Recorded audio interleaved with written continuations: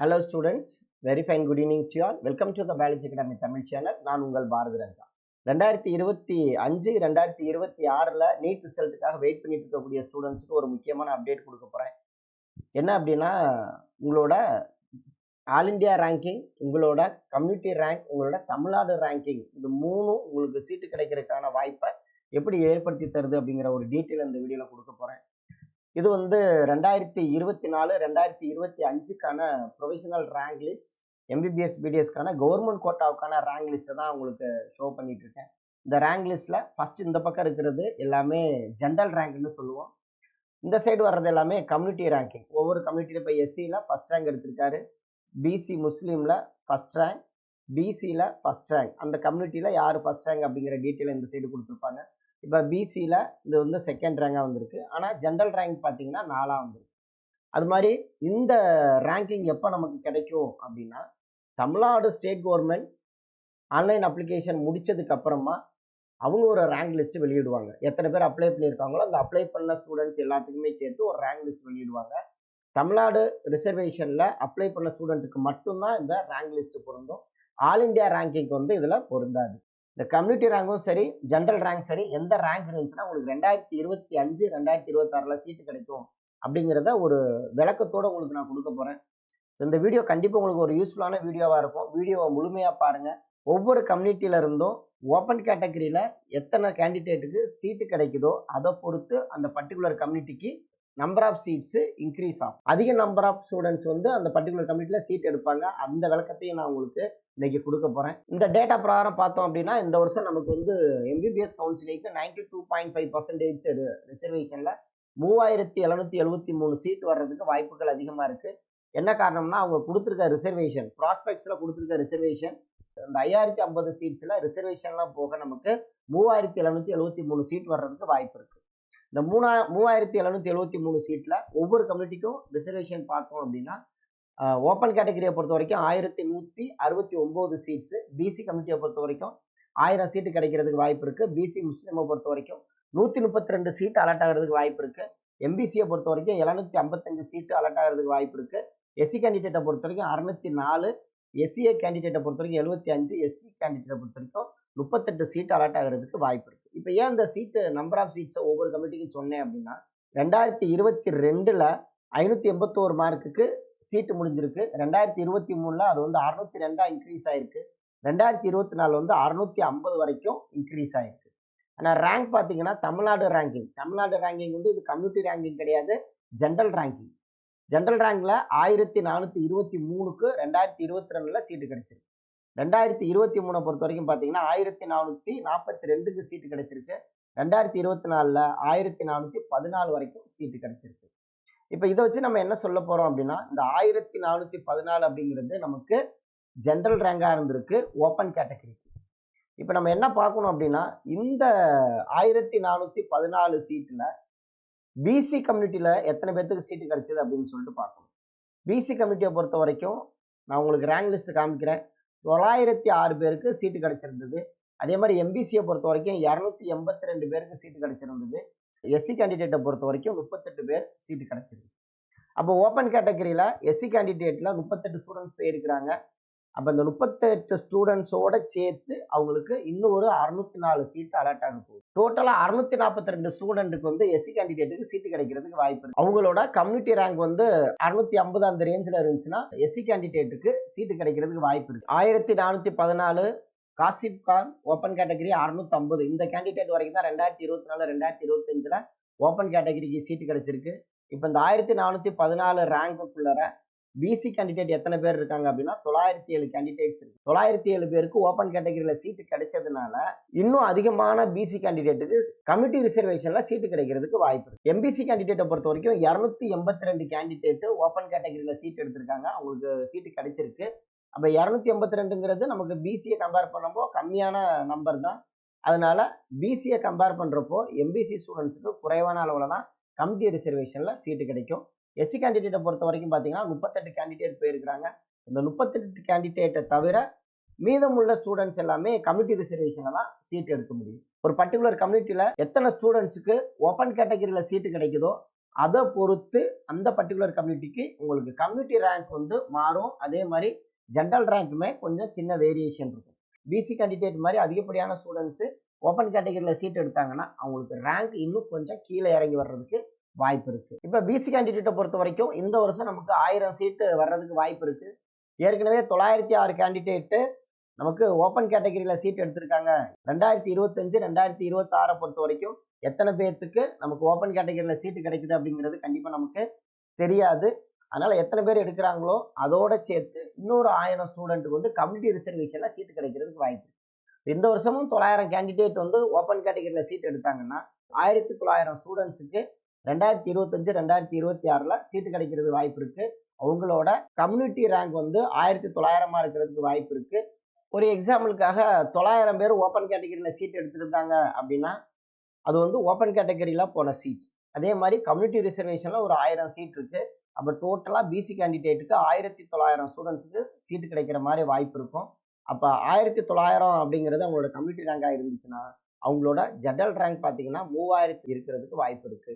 அவங்களோட மார்க் பாருங்க 621. 1900 community rank வரைக்கும் சீட்டு முடிஞ்சிருச்சு அப்படின்னா இப்போ 621 இவரோட மார்க்காக இருக்கு. இதுக்கப்புறம் வரக்கூடிய பிசி கேண்டிடேட் 621 தான்.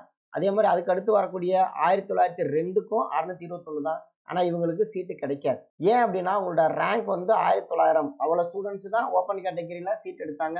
அதுக்கப்புறம் கம்யூனிட்டி ரிசர்வேஷனில் இந்த கேண்டிடேட்டோட முடிஞ்சிச்சு அப்படின்னா இதுக்கப்புறம் இப்போ 621 சீட்டு கிடைச்சிருக்குன்னா அந்த மார்க்கே இருந்தாலுமே இந்த ரேங்க்ல பின்னால் வரக்கூடிய ஸ்டூடெண்ட்ஸுக்கு சீட்டு கிடைக்கிறதுக்கு வாய்ப்பு இல்லை. அதனால ஒரு கம்யூனிட்டியில் ஓப்பன் கேட்டகரியில் அதிக பேர் சீட் எடுத்தாங்க, அதிக ஸ்டூடெண்ட்ஸுக்கு சீட்டு கிடைச்சது அப்படின்னா அந்த பர்டிகுலர் கம்யூனிட்டியில் அதிக நபர்களுக்கான கம்யூனிட்டி ரிசர்வேஷன்லேயே சீட்டு கிடைக்கிறதுக்கு வாய்ப்பு இருக்குது அப்படிங்கிறத நீங்கள் தெரிஞ்சுக்கணும். பிசி முஸ்லீமை பொறுத்து 132 சீட்டு வரைக்கும் இருக்கிறதுக்கு வாய்ப்பு இருக்குது. 4258 அப்படிங்கிறது அவங்களோட தமிழ்நாடு ரேங்கிங்காக இருந்திருக்கு 2022. 2023 தமிழ்நாடு ரேங்கிங் பார்த்தோன்னா 4071. 2024 3781. இந்த வேரியேஷன் வந்து எதனால அப்படின்னா எத்தனை பேர் ஓப்பன் கேட்டகரியில் சீட் எடுத்தாங்க அப்படிங்கிறத பொறுத்து ஒவ்வொரு வருஷமும் ஒரு சின்ன வேரியேஷன். இந்த மாதிரி எம்பிசி கேண்டிடேட்டை பொறுத்த வரைக்கும் 755 சீட்டு. தமிழ்நாடு ரேங்கிங்கை பொறுத்த வரைக்கும் ஜென்ரல் ரேங்கிங் 4609 முடிஞ்சிருக்கு 2022. 2023 4715 இருந்திருக்கு. 2024 4486 இருந்திருக்கு. அது மாதிரி எஸ்சி கேண்டிடேட்டை பொறுத்த வரைக்கும் 604 சீட்டு. 2022 8551 தமிழ்நாடு ஜென்ரல் ரேங்கிங்காக இருந்திருக்கு. 2023 பொறுத்த வரைக்கும் 9431 இருந்திருக்கு. 2024 பொறுத்த வரைக்கும் 10635 இருந்திருக்கு. சிஏ கேண்டிடேட்டை பொறுத்த வரைக்கும் 10427 அப்படிங்கிறது 2022 இருந்த ரேங்கிங். 2023 பொறுத்த வரைக்கும் 12836 அந்த ரேங்க்ல முடிஞ்சிருக்கு. 2024 பொறுத்த வரைக்கும் 15681 அப்படிங்கிறது ரேங்காக இருந்தது. எஸ்டி கேண்டிடேட்டை பொறுத்த வரைக்கும் 2022 12179 அப்படிங்கிறது அவங்களோட ஜென்ரல் ரேங்காக இருந்திருக்கு தமிழ்நாடு கவர்மெண்ட் ஸ்டேட் கவர்மெண்ட்டை பொறுத்த வரைக்கும். 2023 பொறுத்த வரைக்கும் 14234 அப்படிங்கிறது அவங்களோட ரேங்காக இருந்திருக்கு.